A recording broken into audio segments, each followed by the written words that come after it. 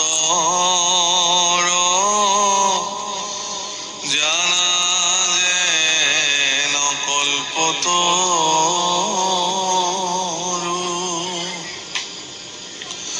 তাহান্ত বিনাই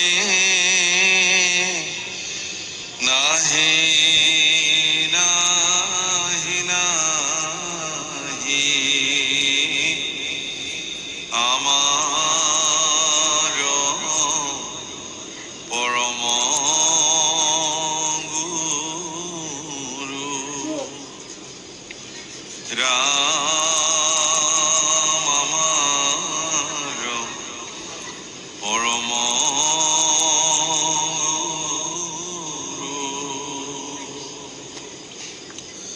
শংকৰ মাধৱ অভেদ ঈশ্বৰ গুৰু নাহি দুপৰ দুহান নামক কীৰ্তন কৰিয়া কৃত কৃত হুৱে নৰ ৰাম কৃত কৃত হুৱে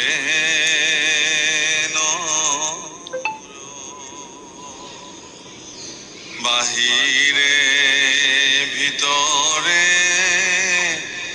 তুমি হৰি গুৰু আছা চৈতন্য ৰূপে দিয়ক সুমতি তুমি বিনে গতি নাহিকে কৈলো স্বৰূপে ৰাম নাহিকে কৈলো স্বৰূপে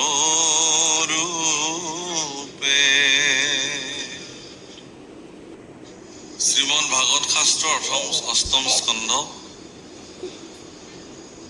অমৃত উৎপত্তি আৰু শ্ৰীকৃষ্ণৰ মোহিনী বেশে অমৃত বিতৰণ সমুদ্ৰ মন্থন অধ্যায় চলি আছে।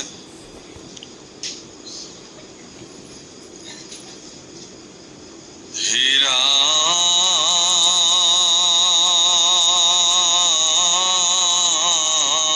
ৰাম শুকমুনি বদতি শুনিয় পৰীক্ষিত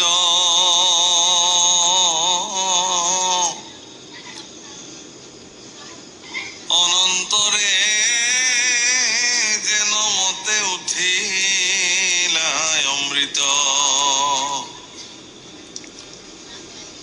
ৰাম এহি মতে সাগৰ মথন্তে যেবে আছে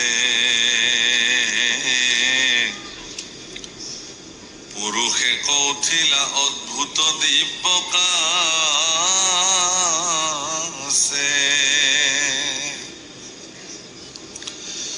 শ্যামকলে বৰপিত বস্ত্ৰ পৰিধান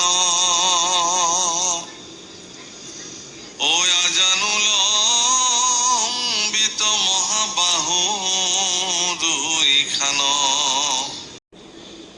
এজন সুখী ব্যক্তিৰ উদাহৰণ বহুত টকা পইচা ধন সম্পত্তি গাড়ী মটৰে এজন ব্যক্তি সুখী বুলি ধৰা নাযায়। আপুনি টকাৰে খাদ্য কিনিব পাৰিব কিন্তু খাদ্য পচন হোৱাৰ মানে পেটত যে হজম হোৱাৰ যিটো ব্যৱস্থা সেইটো ক'ত কিনিব পাৰিব? খাদ্য খোৱাৰ পিছত যদি পেটত হজমেই নহয় তেতিয়াহ'লে কি হ'ব? আপুনি ৰুগ্ন তাৰমানে বেমাৰী। টকাৰে আপুনি এখন সোণৰ বিচনা কিনিব পাৰিব, তাত সুকোমল তুলি ব্যৱহাৰ কৰিব পাৰিব, সুন্দৰ কাপোৰ, মখমল কাপোৰ পাৰি তাত আপুনি শুব পাৰিব। টোপনিটো ক'ৰ পৰা কিনিব? টোপনি কিনিব পৰা ব্যৱস্থা নাই, কিন্তু বিচনা কিনিব পাৰিব, টোপনি কিনিব নোৱাৰে। প্ৰভুসকল, এটা সঁচা নিদ্ৰা, ভাল টোপনি, সুখনিদ্ৰা ঈশ্বৰৰ কৃপা। এজন ব্যক্তিয়ে সাংসাৰিক যন্ত্ৰণাত যেতিয়া দিনে ৰাতি থাকে, তেওঁ যিমান বিল্ডিং ঘৰত মানুহে বাহ্যিকভাৱে দেখিব বা বহুত টকা পইচা, ধনী মানুহ, ঘৰ বৰুৱাৰ, গাড়ী মটৰ হ'লে কি হ'ব? তেওঁহে জানে তেওঁ কি সুখত আছে তাত। কিন্তু ভগা চিগা ঘৰ, বৰষুণ পৰিলে পানী পৰে, সেইখন ঘৰতো মানুহে শান্তিৰে টোপনি মাৰিব পাৰে। তাত কোনো ধৰণৰ অশান্তি নাই। কিয়? যে তাত ধন নাথাকিব পাৰে, কিন্তু তেওঁলোকৰ কাৰণে শ্ৰী লক্ষ্মী প্ৰসন্ন হৈ আছে। যি আছে তাতে তেওঁলোক সন্তুষ্টি হ'ব।